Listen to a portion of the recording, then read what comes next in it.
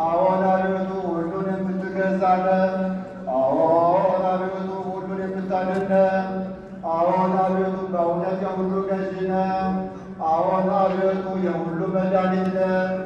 አዎን አቤቱ ሁሉን የምትጠብቅ ነህ። አዎን አቤቱ ሁሉን የምትመግብ ነህ።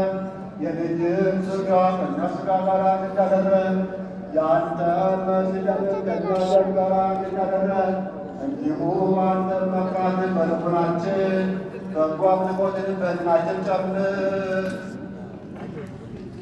እኛ ሥጋውያን የምንሆን እኛ ግን የሥጋን ሕግና እናስባለን፣ የሥጋንም ሥራ እንሠራለን፣ በሥጋ መንገድ እንሄዳለን።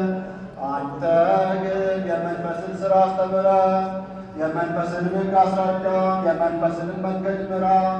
እኛን ኃጥአንን ብትምረን ያን ጊዜ መሐሪ ትባላለህና፣ ጻድቃንን ከሥራቸው የተነሣ ትምራቸዋለህ፣ እንደ ጽድቃቸውም ትሰጣቸዋለህ።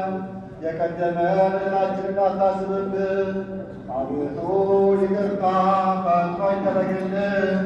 ወደ አንተ እንጮኻለን፣ ወደ አንተ እናለቅሳለን፣ ወደ አንተ እናልላለን።